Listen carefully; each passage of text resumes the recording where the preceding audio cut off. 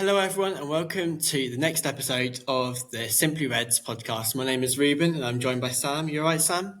Yeah, good, thank you, mate. Lots of ins and outs of the last few Yeah, few days since we've last recorded, isn't there? yeah. I mean, it's going to be a bumper episode because we've got this. We've then got the interview with Derek, who is the COO of the new principal partner for Crawley. So let's jump straight in then. So since the last kind of podcast slash X space, Twitter space, we've had Dion Conroy signing a new contract, which towards the end of last season, he was getting some. He wasn't the most liked player ever. So it's interesting seeing people's reactions to him signing a new contract, which overall I think seemed pretty positive. Yeah, I think it's fantastic news. I think if you look at his first season when we obviously started really poorly under Kevin Betsy, and then Scott came and we stayed up, I think he was a big part of that. Then obviously people got to remember he led us out of Wembley and he was a promotion winning captain at Wembley, and he was a big part of that. Last season, obviously, he had his injuries, and he has had his injuries over the last 3 years as well. But came back in and played nearly every game at the second half of the season. I think he's one of the best defenders in League Two. To be honest with you, Scott absolutely loves him. I think he's a big part of our team. I'm really pleased he stayed. And I think he's someone you can build a team around, and definitely a big part of the spine. So I'm really pleased. Get the bit around the fans and the frustration. I think he was skipper last year. People were frustrated with some results and maybe some of the players, and I think he was defending them. I remember in the season we nearly went down, Corey Dye had a few arguments with the fans, and the next season he gets us promoted. So I think, look, as fans, we do get emotional at times, don't we? It's the part of the game, and I think you have to look at what Conroy's done for this football club, and I think he absolutely deserves to be given another contract. And if he can stay fit, we've got a great chance of promotion with him at the back. Yeah. And then to probably a couple of people's surprise, Jay Williams then was brought back. I think there's always people always thought whether Williams, whether Kelly, whether Orsi was going to come back. And so, yeah, 6 months after he left, he's back wearing a Crawley Town shirt. Yeah, he didn't really do that much at MK. I think I'd probably say that himself, but obviously, look, he was fantastic for us, wasn't he? Playing in that kind of pivot role, dropping into the back three, allowing the likes of Lee and Kelly and Lolos to do their thing. He's an absolute warrior, isn't he? I'm delighted he's back. My son was mascot for one of the home games, and he was skipper, and he absolutely loved it. And yeah, I'm delighted. My concern would be, can he stay fit? I think he had a major knee op 14 weeks ago. Yeah. So yeah, but look, if he can be fit and he can play in that midfield again with like the Dion's re-signing, gives us a fantastic chance. And yeah, he's such a winner and a character. I couldn't be more delighted. Yeah. And then kind of moving to our front line then, we signed a player called Kabongo Shimanga.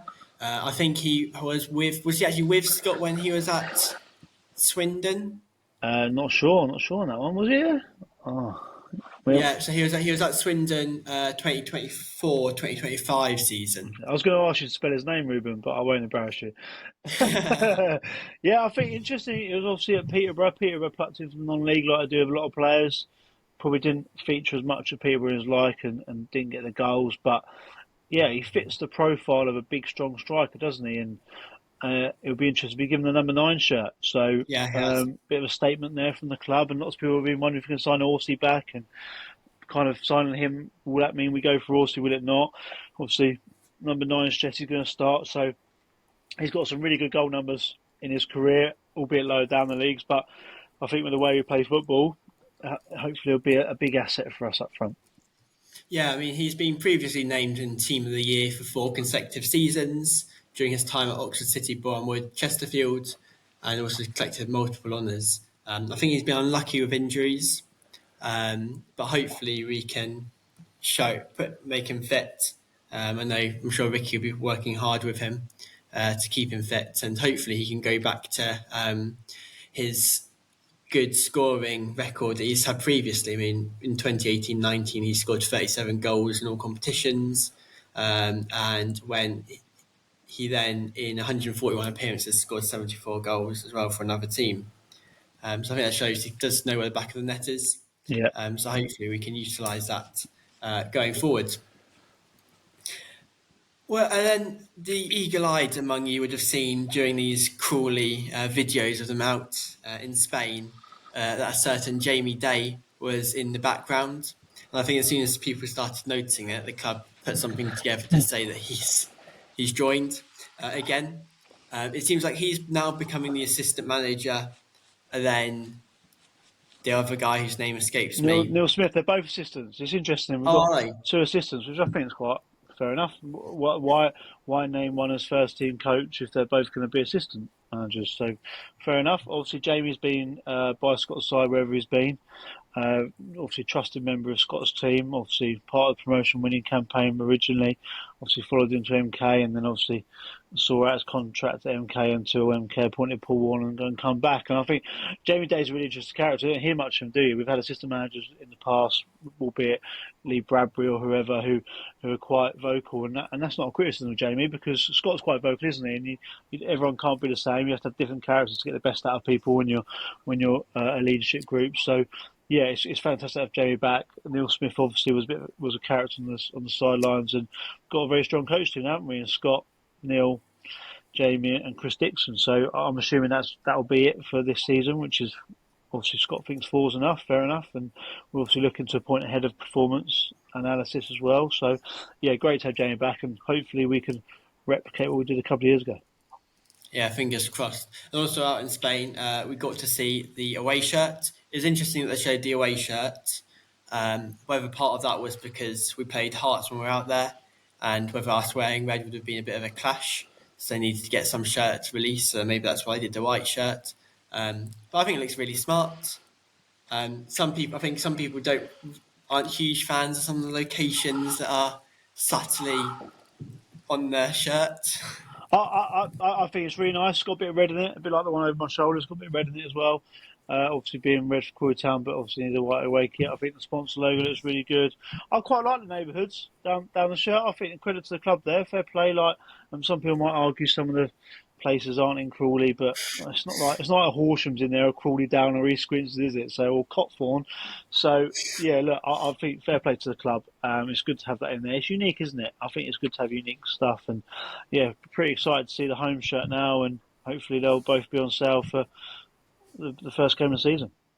Yeah, it's nice to have a kit that is different to other teams because quite often you'd see say Swindon, who also previously had the same Yeah, kit manufacturer, and you'd see their kit, and then you'd swap their Swindon logo with the Crawley yeah, logo, and you'd have the Crawley kit. It's yeah. just nice to have that bit of customizability in what it is that we're going to be wearing. But before we played the Hearts match out in Spain, we signed two players, Flower, and Dion. Is it Pereira? Pereira Pereira, that's it. Flower used to be ex Chelsea and Brighton, and yeah, Brighton. yeah. Yeah, and Striker. scored at Hearts when we played, and Dion used to play at Dagenham and Redbridge, who got relegated from the National League last season. So I know some people are questioning whether I've, it's a sign that he's not good enough. I think I've learned over the last few years you've got to give these players a chance. Look at the likes of Jay Williams and Lolos and Orsey and all these players.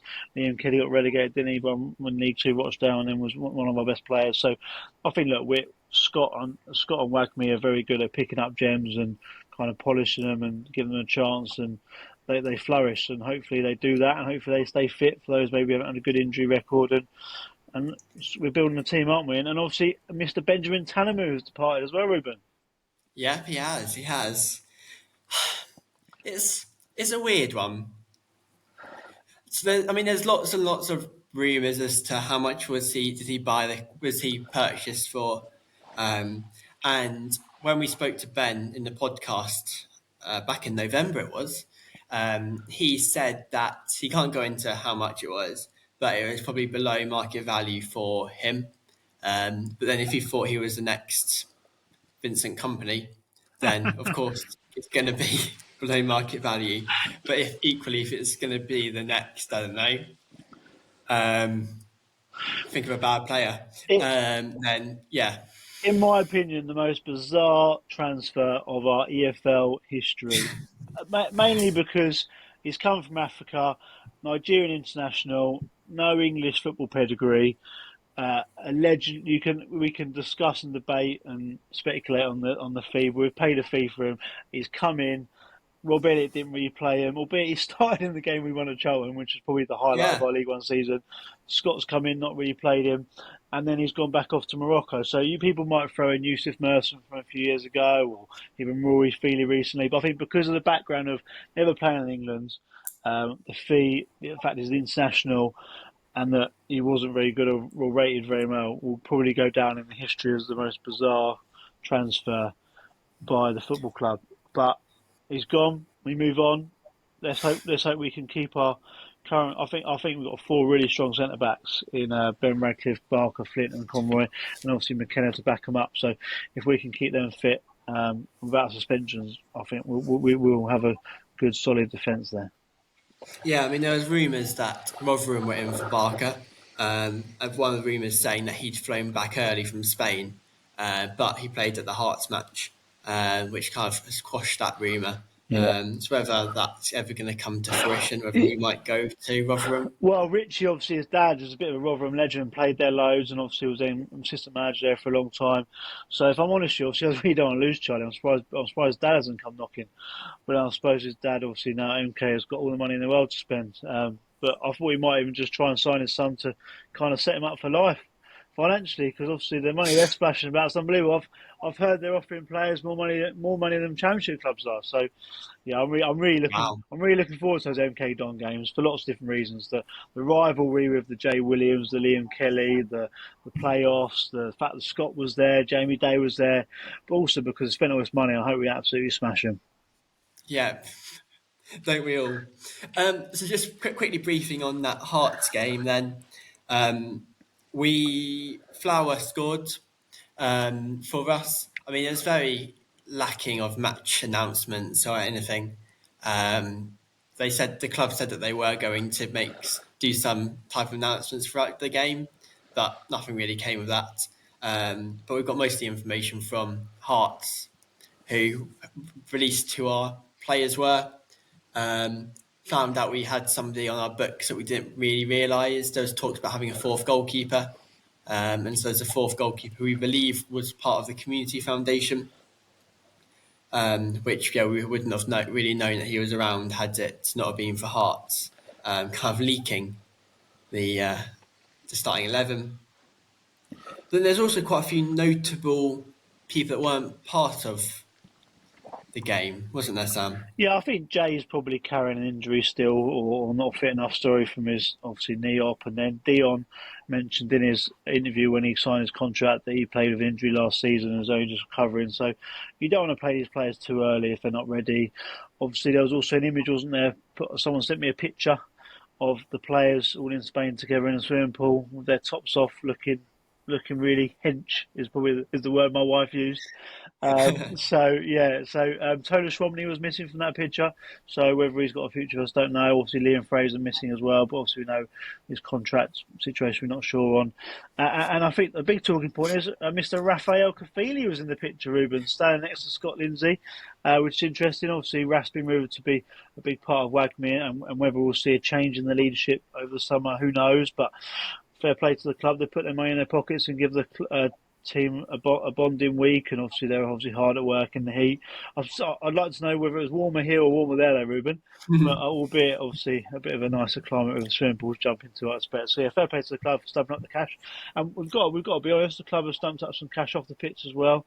Obviously painted the outside of the stadium. I went to get some tickets the other day, and they're ripping up the carpet in reception. So yeah, I mean the accounts don't look good, but they've obviously got money to spend still. So and let's hope the Spain trip will be well remembered as the catalyst for us getting another promotion, Reuben.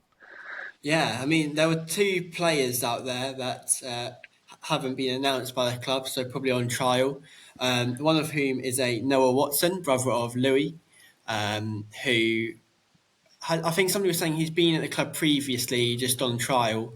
And so it'd be interesting to see because he started in their game against Hearts. but also people think a certain Nathan Ferguson, not the one of Crystal Palace, but the one of Crawley Town, was there. He used to play for Maidenhead, I think it was his last team. Yeah, I mean, look, the picture is a spitting image of him. So if it's not Nathan Ferguson, I'll be really intrigued to know who it is. But yeah, but very surprising because Nathan Ferguson kind of played for us when we were a bit of an average bottom half League Two team. I quite liked him actually. I thought he was quite dominant in midfield, had a really good shot on him, and scored some really good goals. Not too sure he'll be up to top end League Two standard now, seeing what has happened to his career since he left us. But I mean, it's worth a go, isn't he? And maybe Scott's season maybe is similar dynamic to maybe Jay Williams in that midfield. But yeah, obviously it might not even be him. Who knows? I'm sure we'll find out. The legendary A trialist on the team sheet could be anybody. But yeah, but lots of players have come in since we've last spoken, haven't they, in the last couple of weeks, and I'm sure Scott will want to add two or three more. We've obviously got the friendly against Three Bridges coming up, and then obviously Grinstead, and the friendlies are coming thick and fast now, aren't they? Yeah, they are. But as part of this episode, we're going to be speaking to a Derek, who is the Chief Operating Officer for REEF, who are Crawley Town's new principal partner. But before we jump into that, I just want to announce the winners of the latest Reds rollover draw. So enjoying second place, it's Mick O'Donnell and also Darren Brown. And the winner is Roy Savage. So keep an eye on your bank accounts and hopefully your money will be appearing soon to spend when eventually they start selling the home and away kit. So we'll speak to you after we've heard from Derek. Well, welcome, Derek. Thanks for taking your time out of your busy schedule to be with us today. So to kick us off then, why don't you tell us a bit about yourself and your background? Sure, I'd be happy to. First of all, thank you so much for inviting me to be here. I think this is my British media debut, so very happy that it's with your podcast and not on something pretentious like Sky or BBC. Yeah, my name is Derek Silva. That's my real name. I made that mistake of doxing myself decades ago online. So if you want to look me up, you can find me with this name. And I live in southwestern Ontario in Canada. My parents are Portuguese immigrants, and as a result, I've been a lifelong football fan and grew up supporting Benfica, obviously the Portuguese national team, the Brazilian national team as well as a backup plan, because that was usually a safer bet come World Cup time or tournaments like that. And I've been really happy to see the game grow on this side of the Atlantic as well over the last few decades, especially in the last 10 years or so. So that's been really exciting. Yeah, I don't really have, a super exciting story to tell, I don't think. Like I said, I'm a child of Portuguese immigrants to Canada.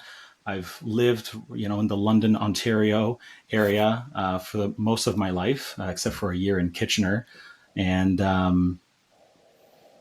grew up loving football and watching a lot of it, especially on Saturdays and Sundays, listening to my dad's old metallic chrome stereo that was probably about 2 feet wide and a foot tall with a massive antenna on it to catch shortwave radio so that we could actually listen to Benfica games every weekend. And that's a major reason why why REEF is sponsoring a football team in the first place, is because I love soccer. And I think it's a great way to obviously get REEF's brand out there, but conversely support a team that I came to know a few years ago and want to support. So Derek, big thanks for coming on. So for those who aren't very techie or into anything any other financial currency other than paper notes, can you tell us what REEF are and what they do? Yeah, so there's a few different ways we can explain it. I guess if we want to keep this to like an explain like I'm five perspective, not to be condescending, but just try to keep a lot of jargon out of it. REEF is essentially a highly distributed computer that is run by 23 different computers all over the world, where you can run applications. A lot of the applications you see on similar distributed computers, which people often call blockchains, and there's a reason for that, which I can get into, is that where like a lot of what you see is financial. There's a lot of what people call meme coins, which often the prices of those tokens skyrocket and then plummet. I'm not a big fan of those. And then obviously you have with each network you typically have some sort of native coin which is used to pay for transactions on the network and to secure the network in various ways. And the values of those coins often go up and down as well.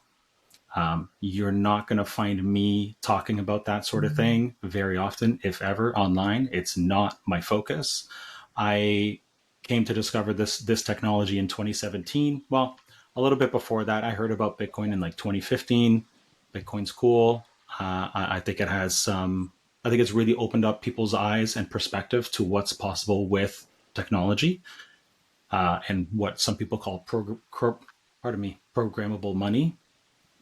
But that has mostly turned into a core group of zealous believers about the original core tenet of uncensorable instant transactions.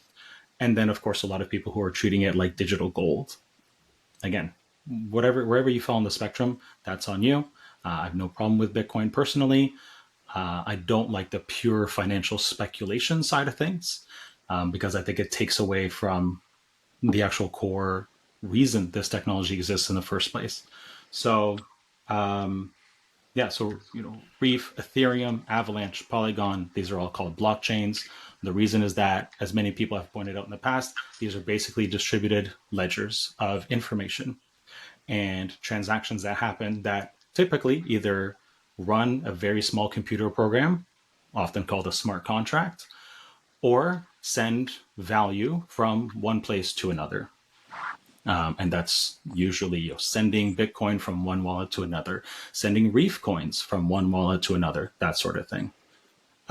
What I find really, really cool, and what I found originally really cool, and I still quite believe in, is the ability to send value in an incredibly fast, inexpensive, typically uncensorable way.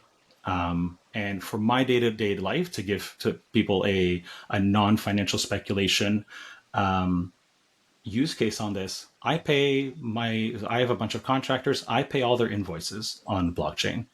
I send them US dollar denominated and value pegged tokens called stable coins to their wallet. And they have it instantly, right, within seconds. I pay pennies to do that. And if I were to do that from a Canadian bank every month, it would cost me literally over $40 for each transaction. So, convert that, that's closer to about 20 pounds, maybe 22 pounds. And, when I'm doing that for 10, 15, or 20 people, those fees start to add up. It would be far more cost effective for me if I needed to bring fiat currency onto a blockchain and convert that to the tokens I need and then send those tokens. That's still far more economical. So, depending on what you've heard about blockchain technology and some of the negative aspects to it, like every technology has, or some of the positive, more useful aspects of it, I come from it. I came to this industry from a perspective of this is super cool. And I know enough about financials and stocks and bonds and things like that, that I know that people in other countries have really, really poor access to financial products. And there are also products in other countries that I would like to access that I can't. And so, for me, this is more about building, I'm not going to call it like one single world economy. We're nowhere near that. And I don't know if we'll ever achieve that.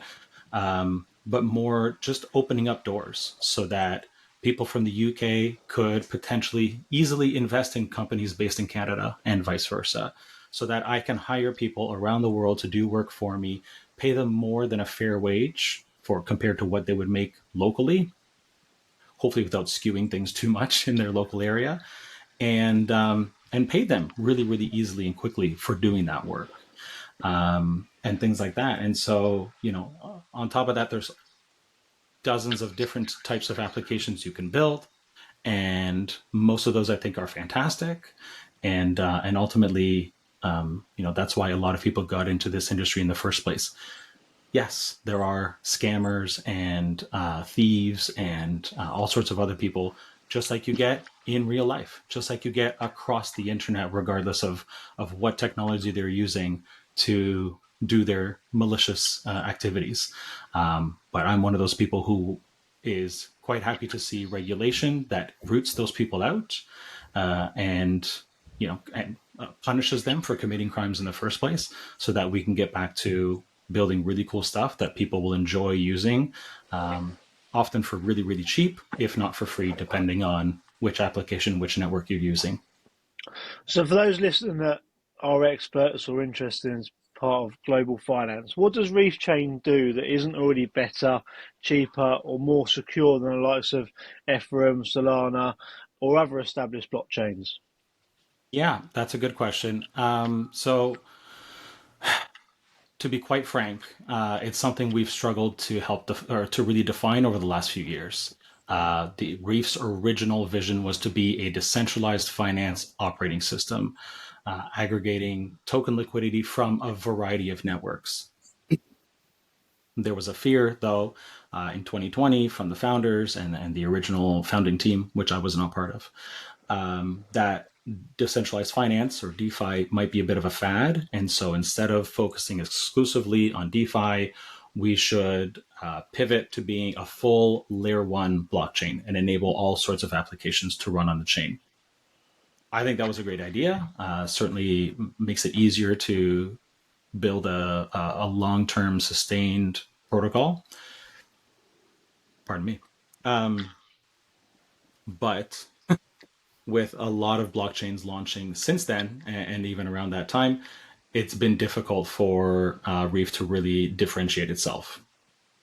What we are focusing on right now ultimately is, well, first of all, we raised a little bit of money a few months ago so that we could put additional technical resources and marketing muscle into what we are doing.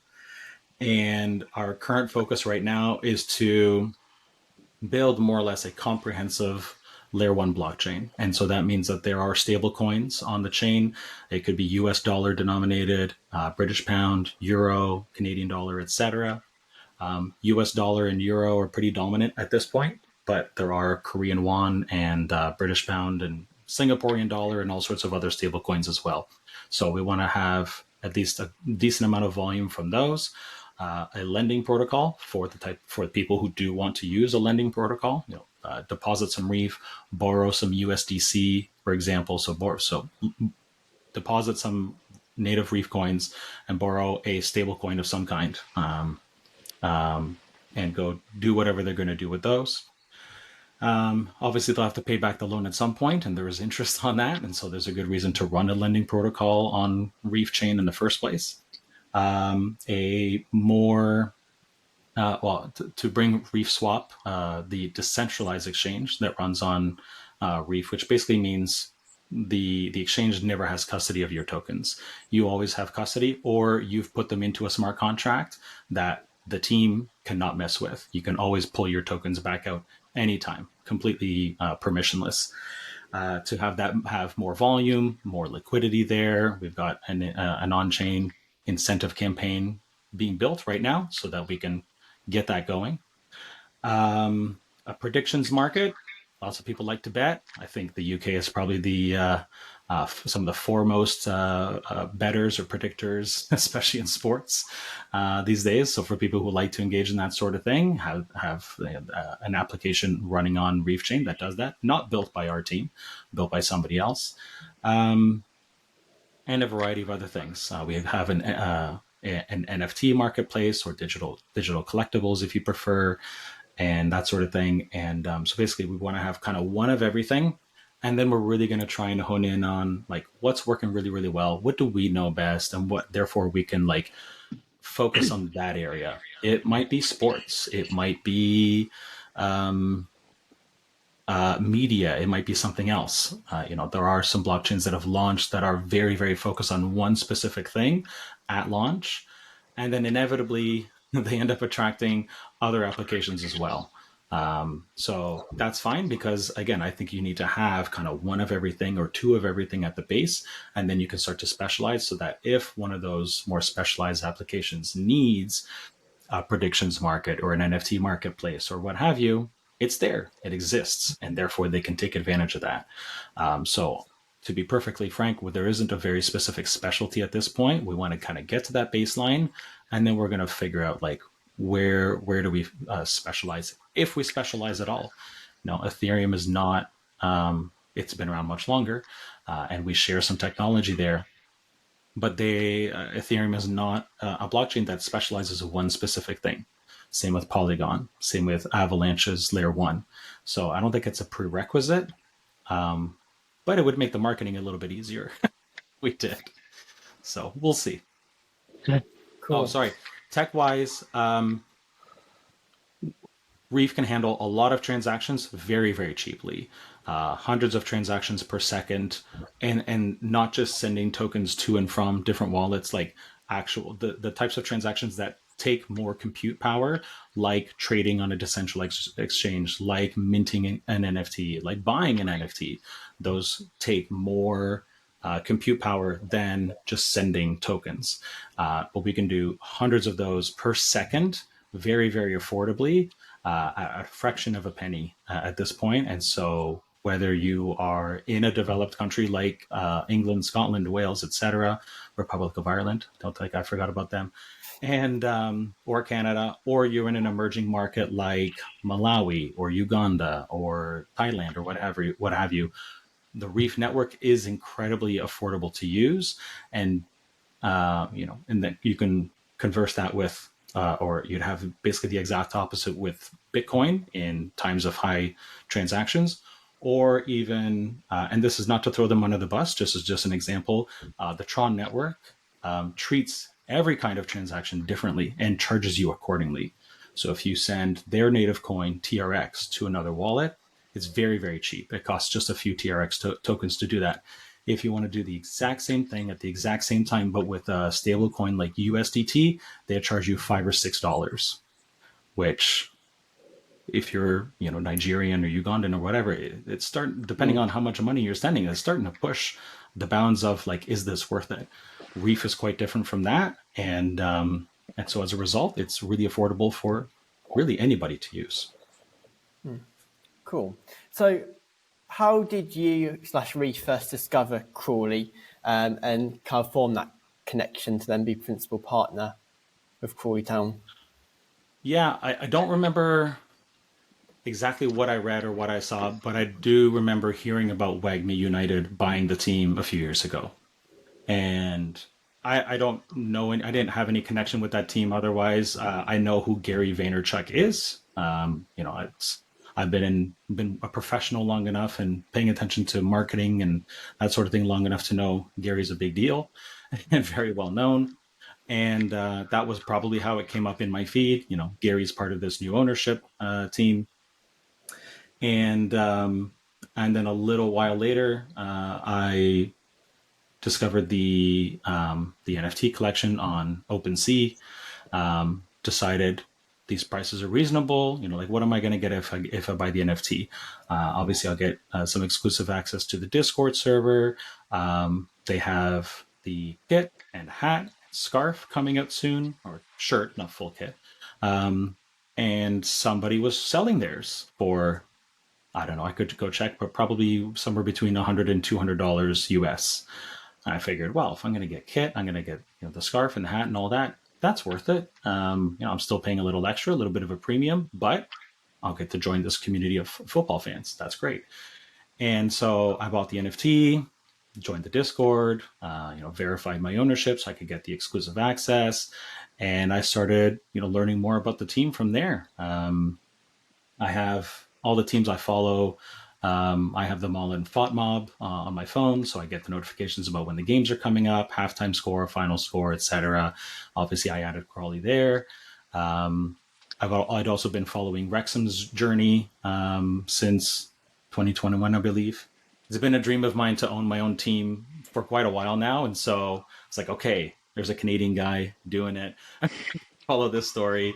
And then, another group of people, larger group, but, group of people kind of doing something similar potentially, from the 2022 perspective, with, buying up Crawley and hopefully investing in the team, promoting it, etc. And so there was also that aspect of it as well, of like, okay, I want to see, I want to learn, I want to, kind of see how this goes with this new ownership group in Crawley. But I started to get to know some of the other fans in the community.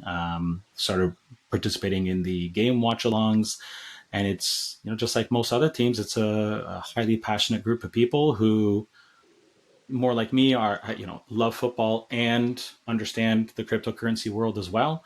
And it's just been a really fun ride. I can't always participate in every game watch along. Unfortunately, I've got kids, I've got the business to run, I've got a nonprofit that I was on the board of for a little while as well. Currently the interim president again for a few weeks. But whenever I can, it's lovely just to sit down, put the game on TV, and then listen along with the rest of the guys, and kind of see what they're saying and doing, and occasionally, voice chat as well. Usually typing though. So, what does principal partner mean to you? So, I think modern day sponsorships change from just people in front of shirt sponsorship now, aren't they? To being principal partner and probably having a bit more involvement in the local community. So, what does it mean to you, and what involvement do you think Reef will have in the local community?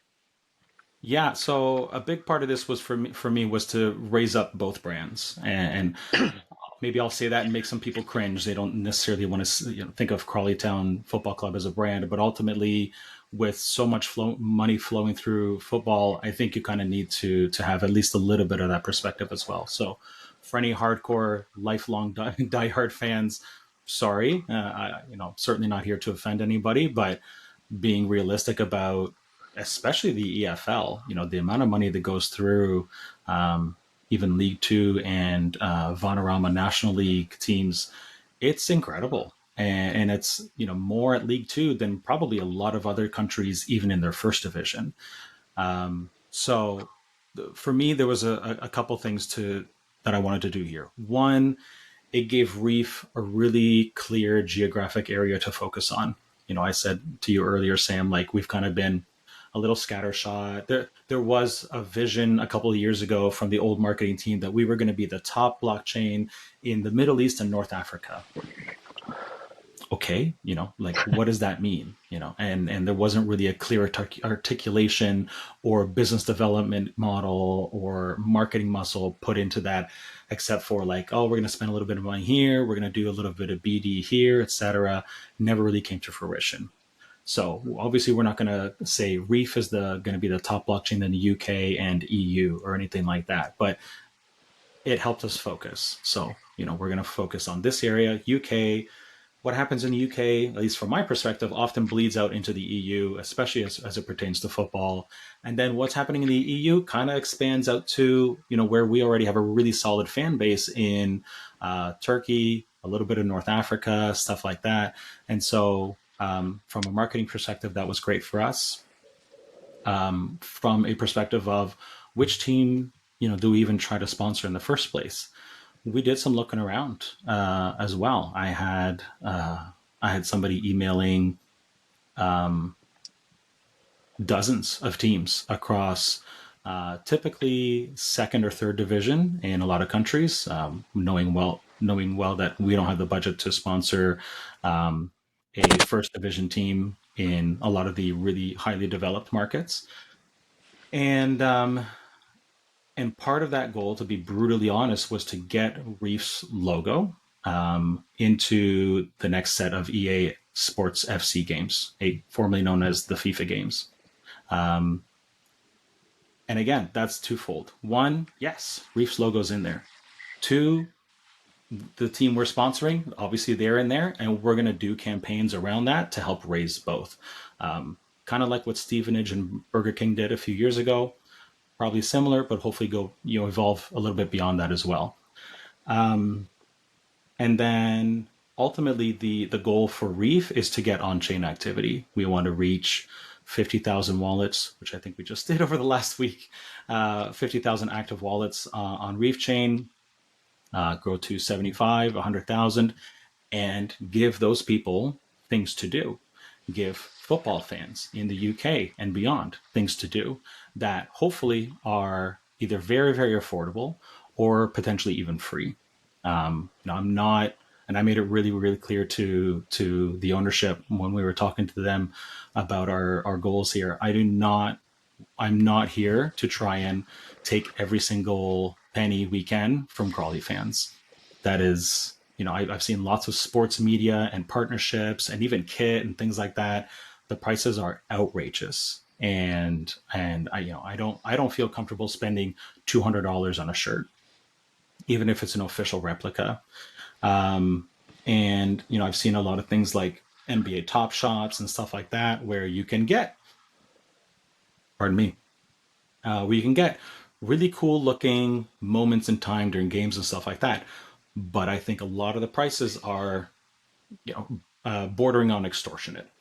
So, there's lots of things I think we can do with Crawley, with the fans, get feedback from the fans as well about like, if you were to see Crawley release something digital, what kind of thing would you like it to be? Would you like an NBA Top Shots type thing, but it's a couple of pounds because that makes way more sense, or would you, prefer something else?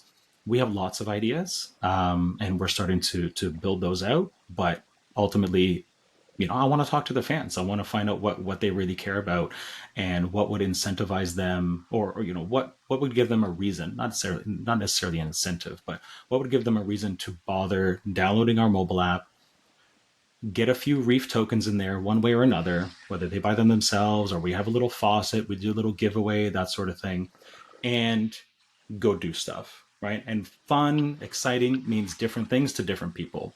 I'm sure that there are that there are Crawley fans who love NBA Top Shots and would love something similar for Crawley.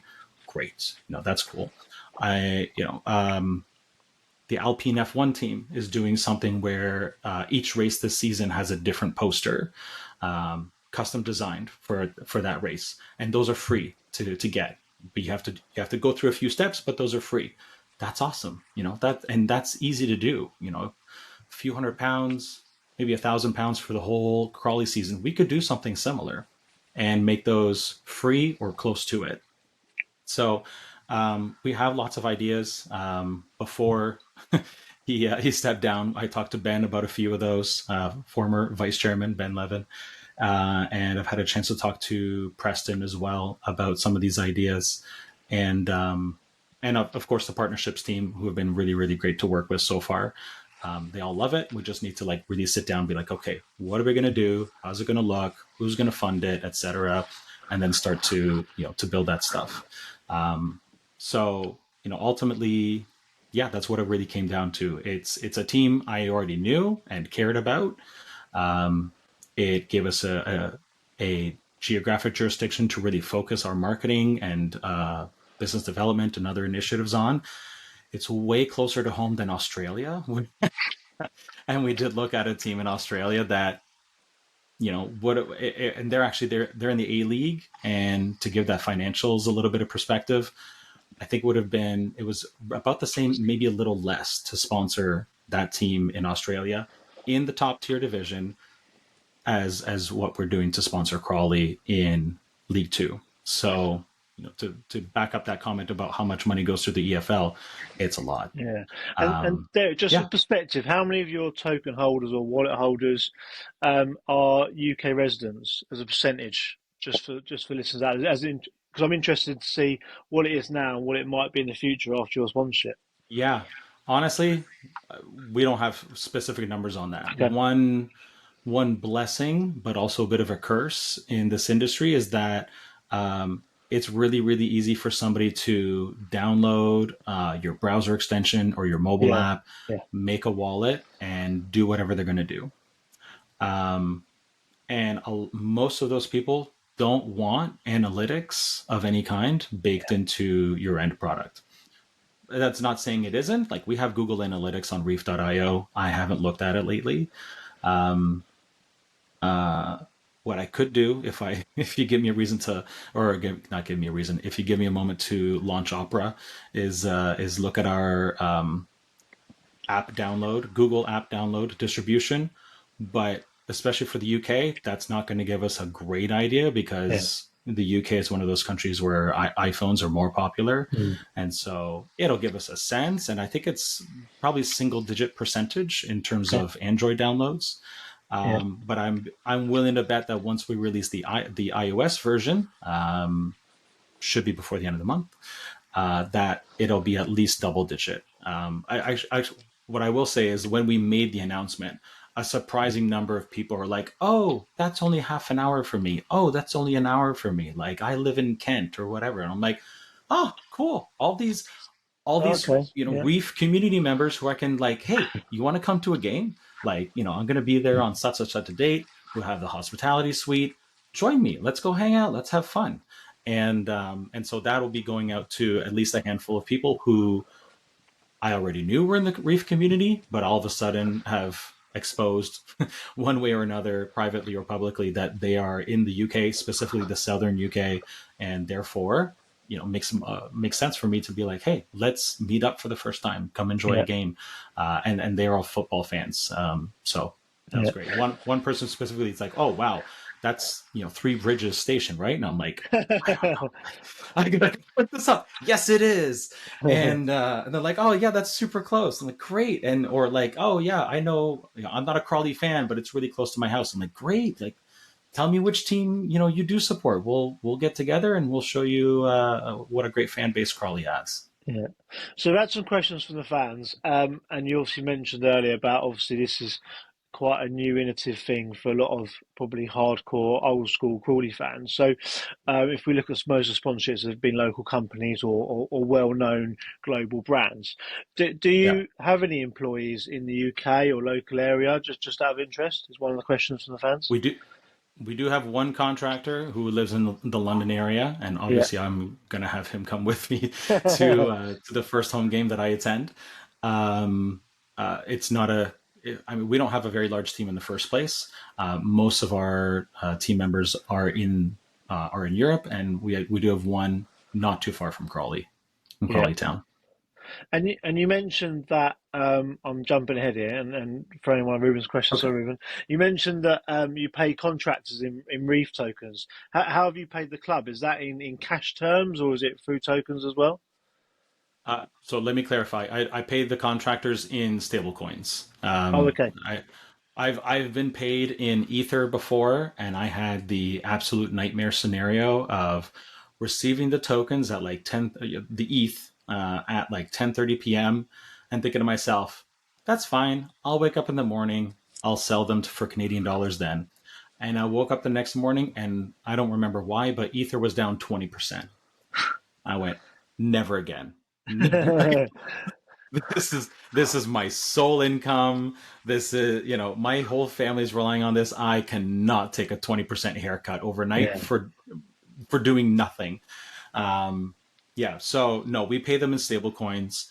And then in terms of the club, I asked, and they said that not to do the whole thing in Reef, but I was like, oh, maybe we can do a little bit in Reef. And no, they said that the current EFL rules prohibit them from holding any cryptocurrencies on the balance sheet.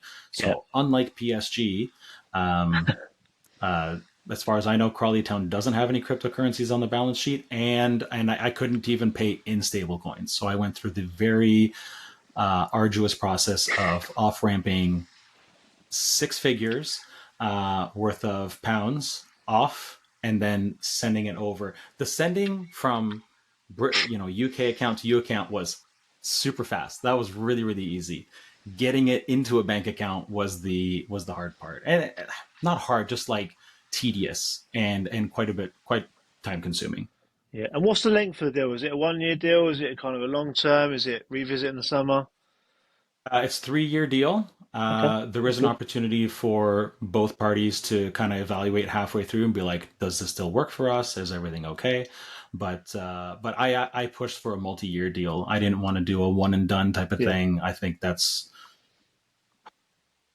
I don't know. To me, it's kind of like we don't believe in the club, so we're going to do 1 year, and then we'll see what happens. Um, there is an opportunity to break things off if needed, but certainly not my intention, and I pushed for a multi-year deal, and thankfully we got it. Yeah, it's good.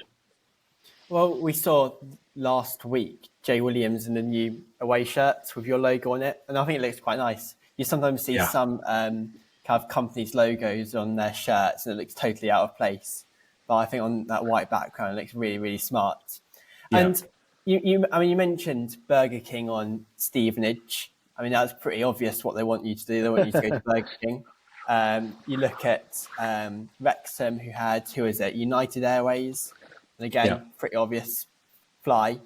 When either a home fan or away fan sees Reef on the front of the Crawley shirt, what kind of tangible thing are you wanting them to do?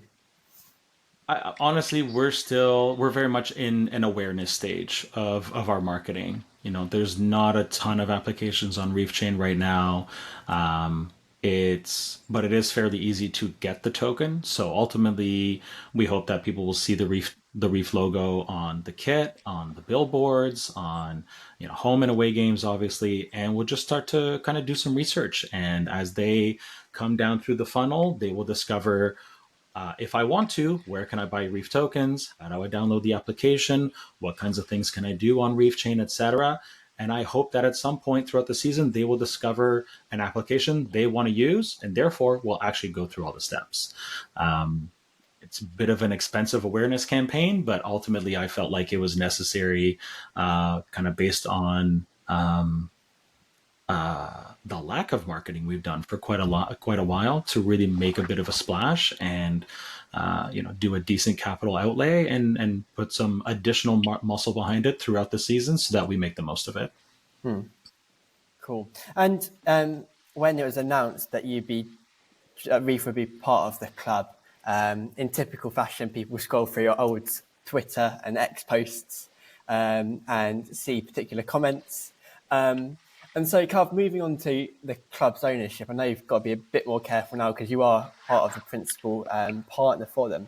But what changes would you like to see, or what areas would you like to see the club grow, particularly over the kind of next couple of seasons? Yeah. So I'll speak a little bit broadly, because I think some of my comments will apply to any club, not just Crawley. But ultimately, at the top, you have to have people who care, are financially and ideally are emotionally invested as well. Like I said, I did get a chance to talk to Ben a couple of times. He cares. He very much cares for the future of the club, for how fans feel about the club. And so, I'm not going to speak to every single interaction he had with people in the past or, his whole term as vice chairman, but my sense is very much he cares. And I did see a lot of positive sentiment around his attitude and the actions he took as vice chairman when he announced his resignation. Same with Preston. He clearly cares that there's whether there's a bright future for the club, whether the club gets promoted back to League One, and then eventually to the Championship.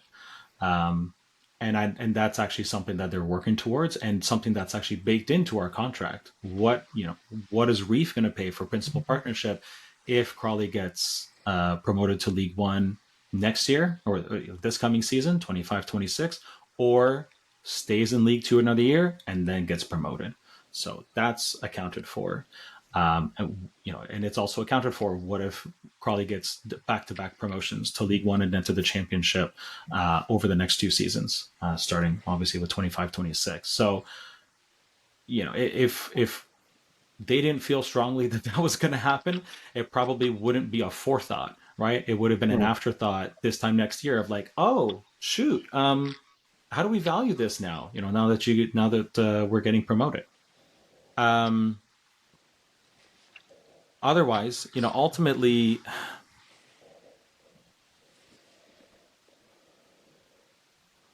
clubs all over the world have very different operational models. Crawley Town is owned by a group of investors. On the other hand, you have teams like Benfica who have actually quite strict bylaws about how much an individual person or entity can own of the club, and they can't own more than 50%. So that more than 50% of the club is always in the fans' hands. I believe Borussia Dortmund has something similar in play, and no doubt other clubs do as well. But and that's top tier, league football in those respective countries. So, I think ownership understands that if you lose the fans, you really don't have much of a club, right? And so what I'm seeing and what I hope that the fans are seeing more recently is bringing in this new partnerships team so that the commercial side of things is taken really seriously. Again, I saw really positive sentiment over what the actions Ben took, the interactions he had over the 24-25 season, and therefore, showing that there is a level of care at the ownership level of what happens next. And in terms of, Sorry, go ahead. Apart from Ben and Preston, have you had any dialogue with any of the other ownership members? Not as of yet. No. No, Okay. I did say I did drop a potential date for the first home game I'd like to come and see in September to the head of partnerships last week. And he made pretty clear, like, yeah, as soon as we can finalize that date, let us know. We want to let our other corporate sponsors know. We want to let our ownership know, because no doubt at least a few of them are going to want to come and meet you and talk to you, etc. So I anticipate that there will be opportunities to do so. But up until now, it was Ben, it's been Preston more recently, and then primarily working with the staff to make sure that the announcements are happening, that we're aligned on what's going to get said and all that, and then lining up the other activities we'd like to do on site at Broadfield throughout the season. Yeah, and I think it's great that the club have committed to you and you've committed to the club for 3 years. We very rarely see a shirt sponsorship longer than 2 years, and I'm just trying to feel something I don't think I ever have as a Crawley fan. I'm sure someone out there will put me right, but yeah, so it'd be fantastic if we have the same company for 3 years. But for those fans who might have Googled Reef and as soon as it's come out and maybe seen some articles in regards to mismanagement or failed promises in the past, including being delisted by Binance, what's your take on that? And can you explain how this sponsorship definitely won't impact Crawley Town's reputation over the next 3 years? Obviously, you wouldn't want that for Reef, and we wouldn't want that for as a fan base as well. Sure. I mean, ultimately, what me and the team decide to do with our money, with our blockchain, well, it's not our blockchain, but with the money that we have in hand, and in terms of what we promote and stuff like that, I mean, that's really, none of that is Crawley's decision, right? So yes, I get that there's a perception, there might be a perception of like, well, if the principal sponsor is doing it, somehow the club is involved. That's, unless the club actually is involved. Like, we've got players doing adverts for applications or stuff like that running on the blockchain, or to download the mobile app. It's really not the club's responsibility, as far as I'm concerned, to explain what Reef is doing. We're not perfect. We never will be. And ultimately, we try to make the best decisions we can at the time, with certain goals in mind, and obviously a certain budget in mind. And we eventually need to head in that direction. Back to, sorry, can you repeat your original question, Sam? Yeah, it's just about, obviously with every Oh, business. When you Google it, it's going to yeah, have some negative connotations yeah. in the past. But you've obviously explained how it wouldn't impact obviously Crawley Town's reputation, which is good. But just for Well, but those who like, might have so seen some bad bits, and what would you say to that? And obviously, there's two sides to every story, isn't there? So what's kind of be yeah. your, for example, the article about being delisted by Binance. What's your, and some people out there might be asking what's Binance, so maybe you can explain that as well. Binance is a very large, globally operating, centralized exchange. They are, I'm going to say, top three in terms of trading volume in pretty much every market that they operate in, which does not include Canada. And so I'm not a Binance user. Um, that was a period of time where I had just kind of taken the reins. So up until the end of 2023, there was an outside vendor, but highly influential, who was kind of doing almost everything. They had a developer. They had a developer relations person that they brought in with them, that they hired, and on Reef's behalf, they had a business development person who was working his butt off shout out to him. I do miss Pratik. But their leadership, uh, they're ultimately the ones who promised a lot on Reef's behalf and then didn't deliver. Things like, we have $10 million in grants to give out. There was no $10 million in grants. The Reef Accelerator program, I raised alarm bells internally about that several times, about how we didn't have a team who had actually even been a part of an accelerator program before, let alone knew how to run one, running one. And, for better or worse, my protests were kind of set aside, and we're going to do this thing anyway. And ultimately, at the end of 2023, they were finally turfed because it became incredibly clear that they just didn't have what it took to really move Reef forward, because it was a lot of hype, and I mean a lot of hype, and very little, if any, substance behind it. And as somebody who was kind of powerless at the time to stop it, it was incredibly frustrating, because I started off as a dude who was literally just writing announcements.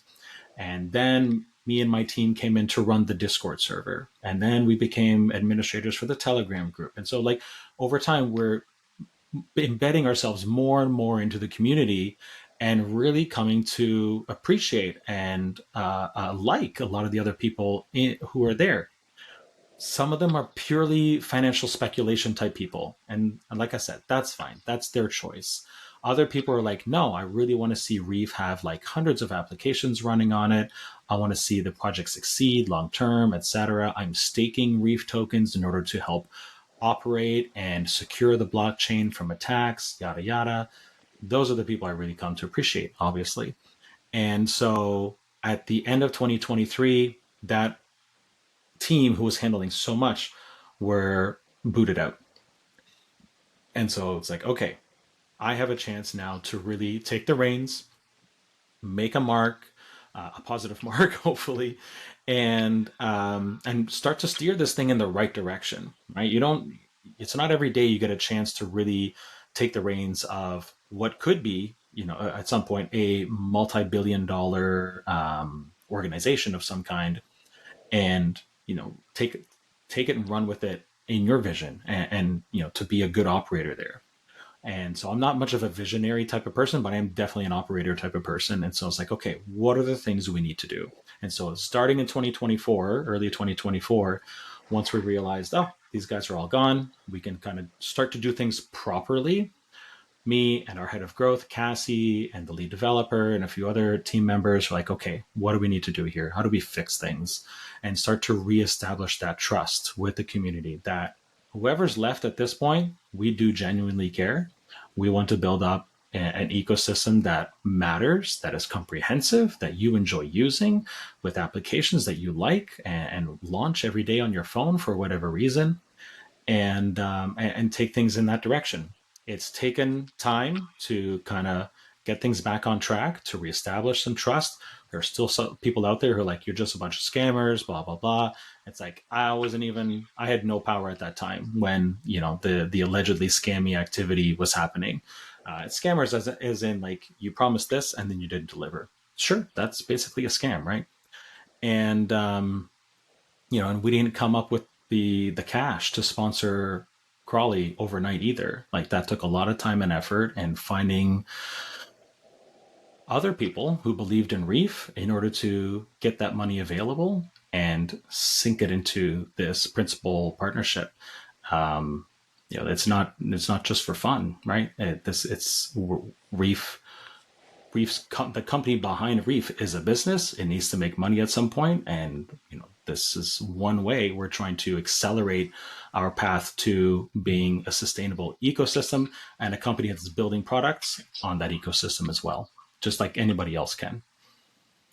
So yes, there you can find all those old articles, and you can also find tons of messages of me in Telegram or Discord or on X saying, "Yep, that sucked," or "Yep, the old team did this and we owned up to it, and thankfully they don't work for us anymore." And a talk I did in Amsterdam just back in March, which is on Reef's YouTube account, where I it's called How to Revive a Dying Ecosystem in 6 months.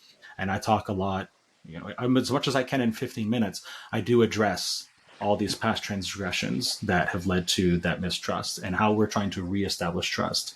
And, I've got people nagging me recently for the weekly updates that I often do. It's just been so busy the last few weeks that I haven't done them, but I'm catching up now. I did the one from 2 weeks ago, 3 weeks ago, just today. I'm going to do one for the week ending June 27th.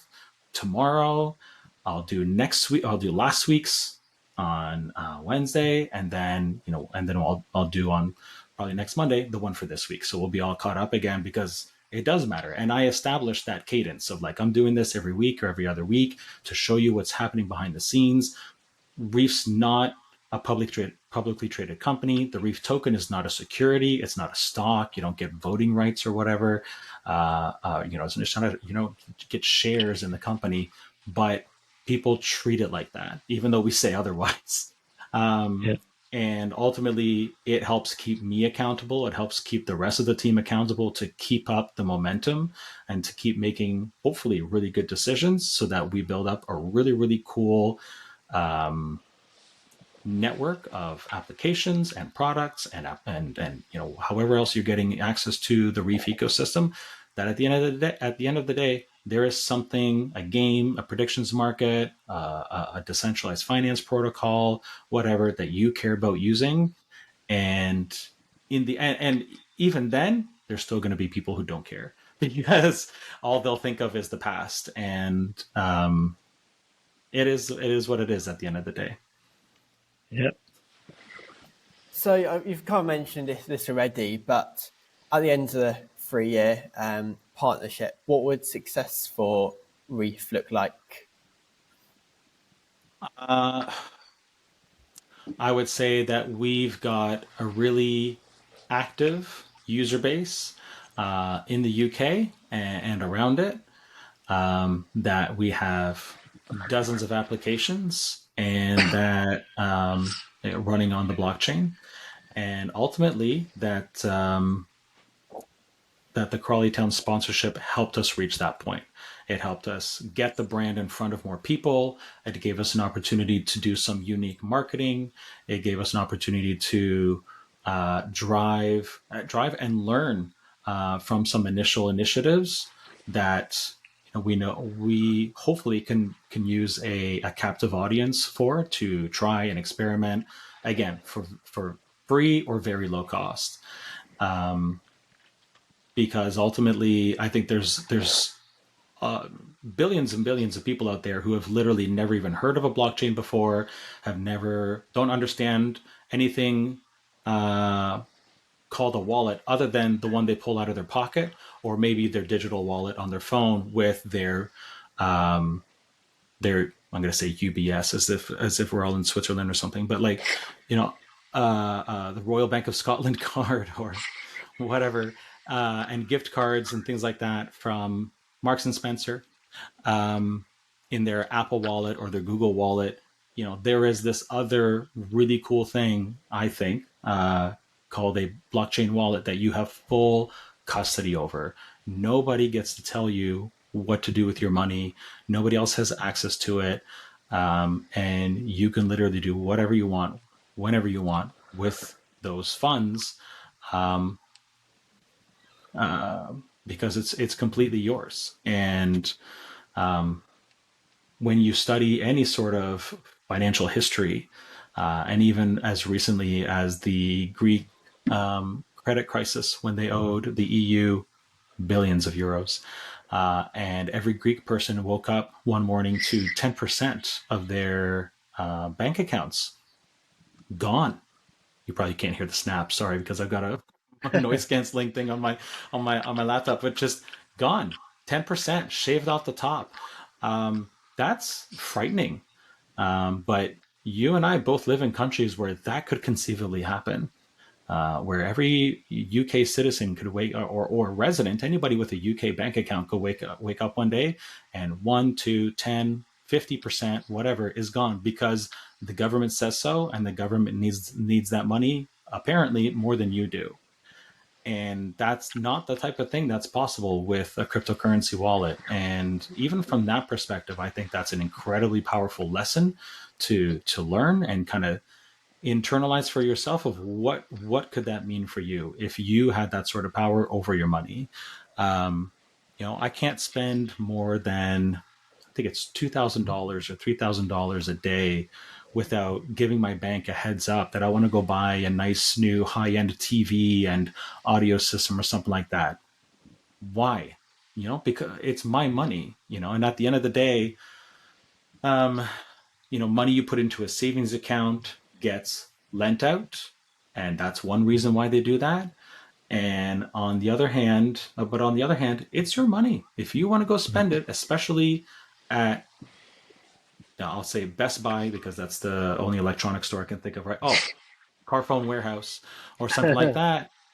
If you want to go drop £1,000 on a new phone and some accessories or whatever, but you've got this daily limit in place, it feels like you're asking for permission to use your money on something, and I think that is bonkers. And so for the last 7.5 years, but even a few years before that, I found this very, very frustrating. And especially if somebody who makes a decent amount of money, and occasionally I can and want to go spend $2,000, $3,000 on one little thing. If it's not coming from a credit card, I, as a Canadian, run into all these roadblocks, and that simply shouldn't be there.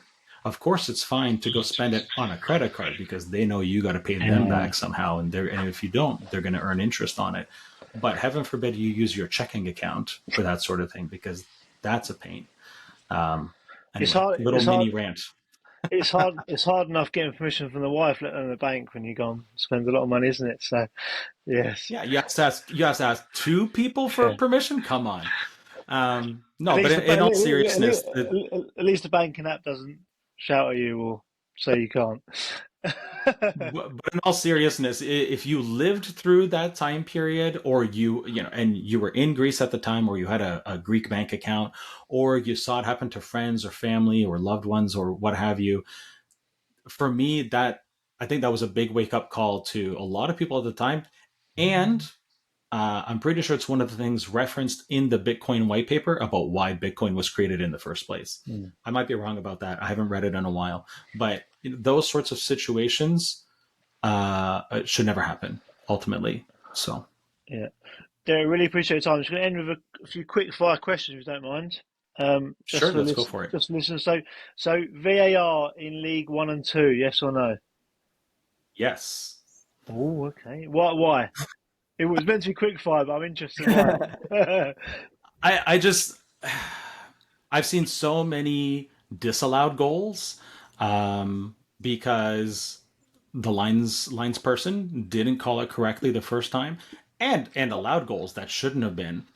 I just feel like it for me. It's in either all or nothing. Either every league around the world, every professional league around the world has it, or we don't. Now, if it's a matter of cost and affordability, and League Two teams just can't do it, okay, fine, that's valid.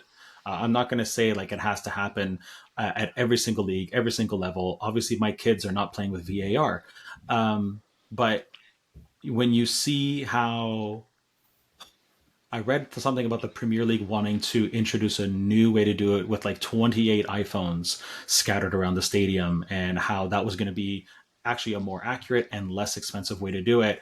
Okay, so like it doesn't have to be goal line technology and sensors inside the ball and all this other stuff. Often, just another quick look at the exact same footage that we see on TV will give you a sense of whether it Yeah. was offside or not. So I Mm. don't think it has to be a really expensive 20 camera ecosystem of or a suite of cameras either. It just has to exist, and maybe one or two cameras can honestly handle the job.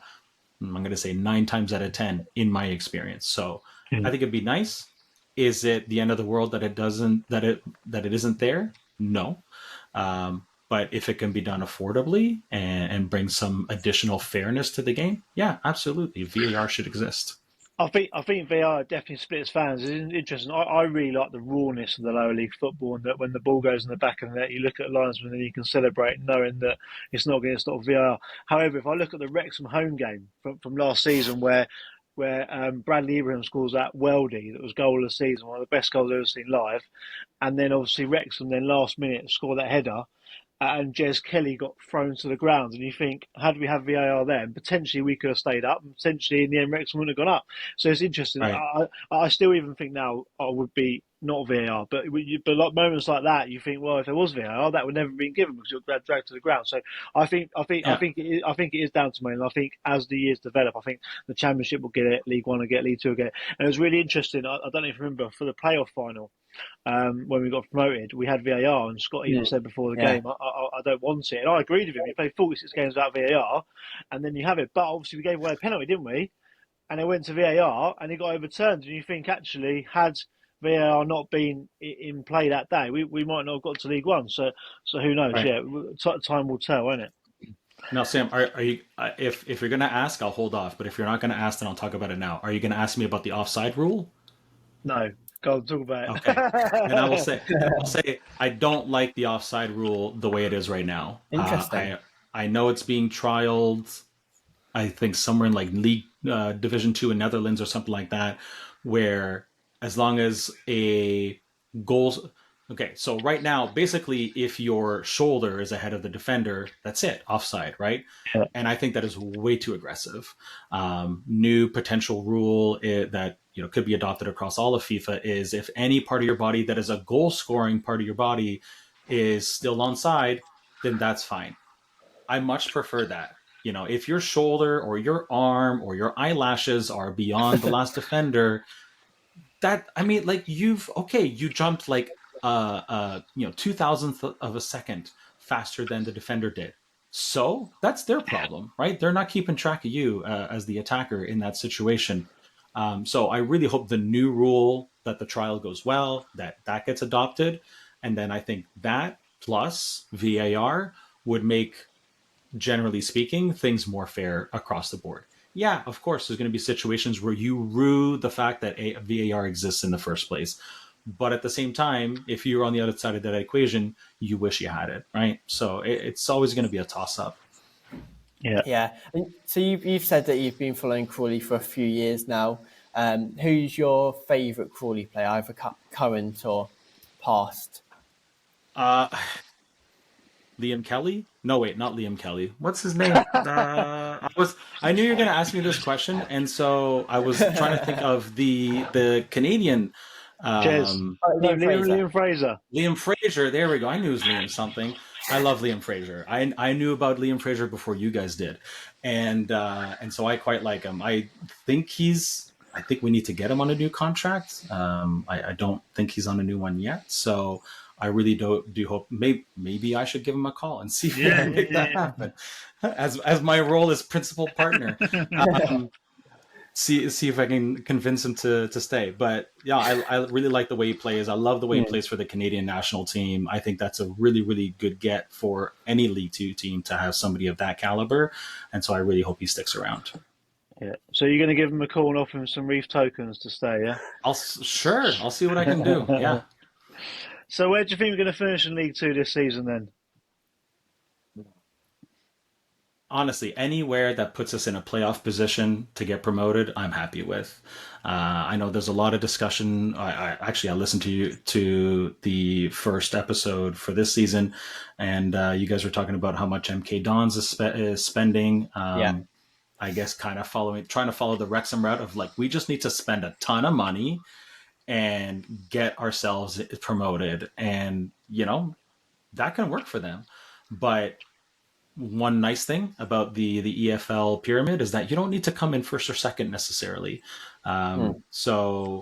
Which in the Portuguese system you do. It's first and second or second last and last at the bottom get relegated. That's it. Top two in Segunda Divisão gets promoted. That's it. That's done. I quite like the fact that there's a playoff system for this scenario. Obviously, it'd be a little bit cleaner if it was top three or four that gets promoted. and vice versa, get relegated. But anywhere, I think it's, what is it, top 6, 7 that gets into the playoffs. Top 7, yeah. Yeah. So if we're top 7 at the end of the season, considering we just got relegated, I will consider that at least a mini success, and obviously want to see Crawley get back into League One as soon as possible, kind of put that pain behind us and move forward with, a season or two at League One just to make sure things are stable, I think is fine too. And kind of what I was expecting Wrexham to do, to be perfectly honest. But lo and behold, they got themselves promoted again right away, back to back. So that would be cool. But if we get into the playoffs by the end of the 25-26 season, I'll be really happy as principal partner and as a fan. Yeah. So last question then. If you could pick winning the league at home or in the playoffs at Wembley, what would you choose? And before you answer that, right, as a Crawley fan, we've never ever won promotion at home, or at least since we've been at the Balfour Stadium, or I've been alive. So we've been promoted 4 times, 3 times away, and 1 at Wembley. So I can imagine you're thinking Reef on the shirt at Wembley in front of 20,000 people. Absolutely, I get you're going to say that, but I would be intrigued. What would you rather it be at home in front of a sold-out Balfour Stadium, so all the home fans see us win promotion at home? As a fan, as a supporter, League One done at home. Just, it's done. It's the sure thing. There's no ulcer or heart attack forming while you're sitting at Wembley or watching on TV, praying and hoping to the football gods that your team pulls it out. Right?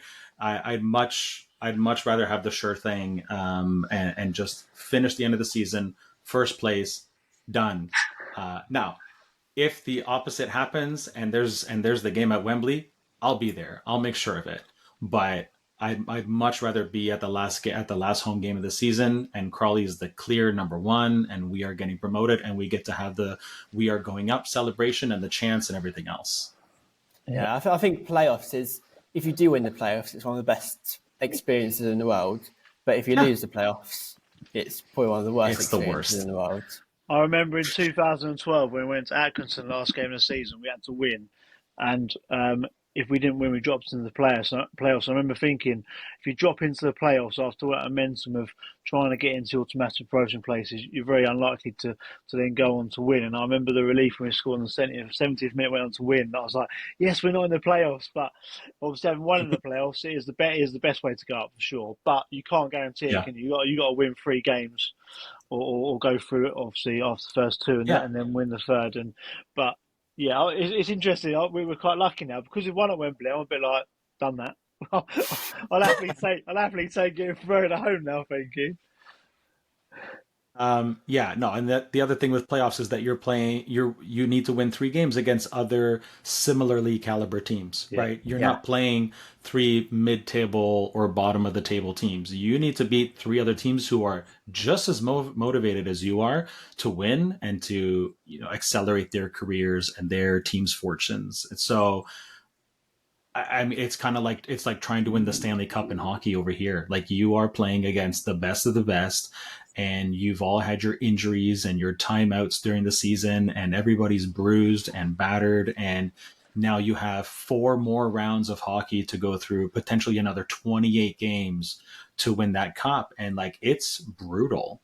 And yeah, if you lose, especially a team that you dominated against during the normal season or the regular season, if you lose against them, oh, that's gutting. It's got to be one of the worst feelings. And it's one of the worst feelings as a fan. And I'm not going to pretend I've ever played professional sports or professional hockey, but even as a kid, like, losing the final game of a tournament was just gut wrenching. I hated it. It was one of the worst feelings, emotional feelings I've ever had. So I can't imagine what it's like as a professional getting paid to go out there, do your best, and then you at the end of 90 minutes, your best just wasn't good enough.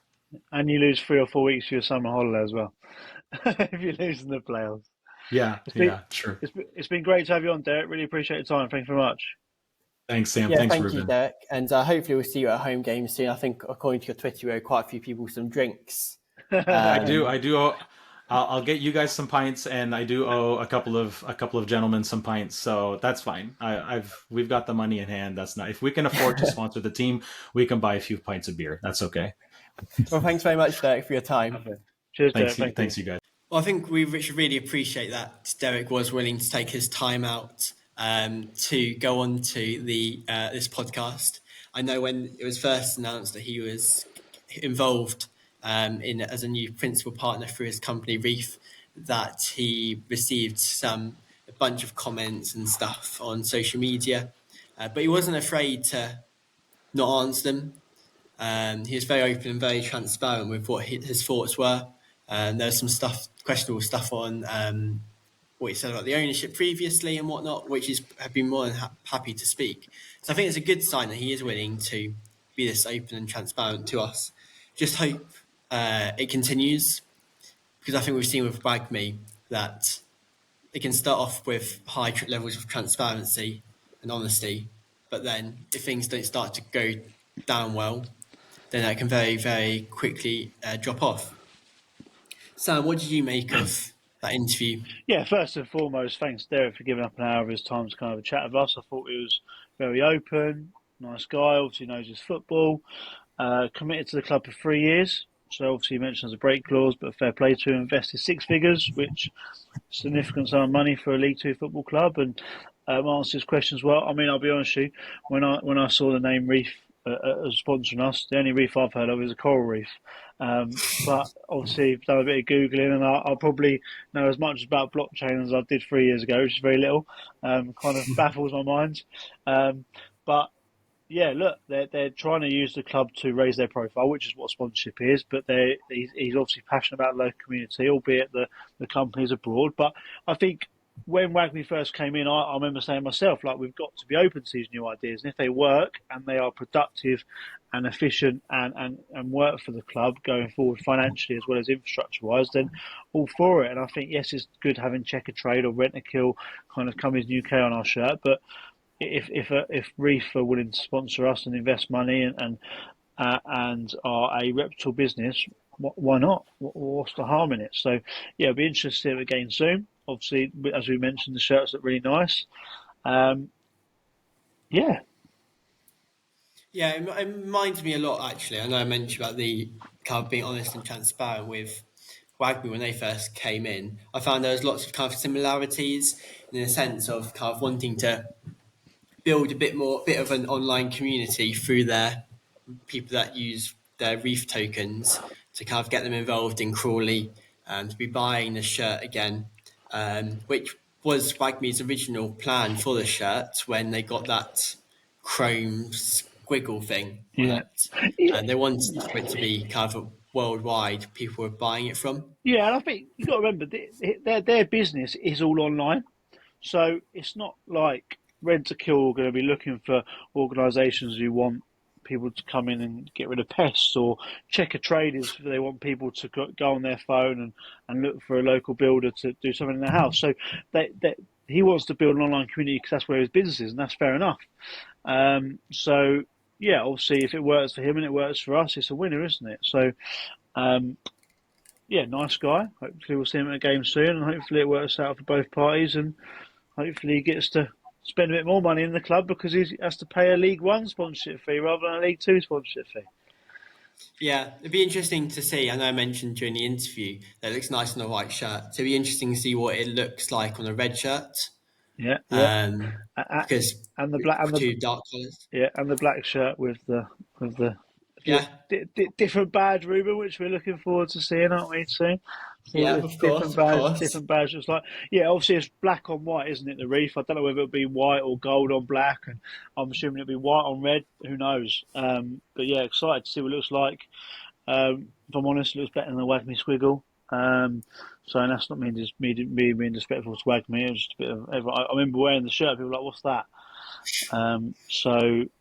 Yeah, well, maybe that's the purpose of what WAGMI wanted, though. Maybe people wanted to say, "What's that?" So, yeah. But yeah, no, look, nice guy. Fair play for him getting out of his time, answer some questions.